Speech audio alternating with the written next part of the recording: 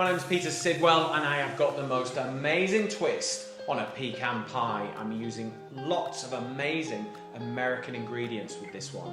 We're going to be using maple syrup, we're going to be using pecans, walnuts, dates and prunes, all finished off with the most amazing American pale ale.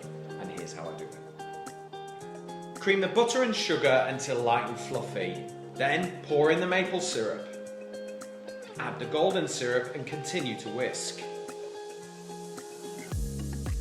Crack the eggs in one at a time and carry on whisking until pale, smooth and fluffy. Add in the American dates, California prunes, California walnuts and pecans. Using a wooden spoon, stir together. Pour the mixture into a lined pastry case and trim the excess pastry.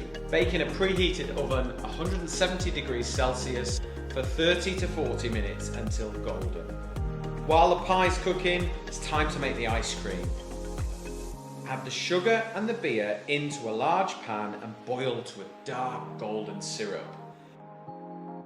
Take some vanilla ice cream out of the freezer and pour that golden syrup over the top and swirl it all around. Put it back in the freezer and serve it up when your pecan pie is ready. For this recipe, I'm going to serve a Shipyard Pale Ale from Maine. It's exactly the same beer that I used to make the ice cream.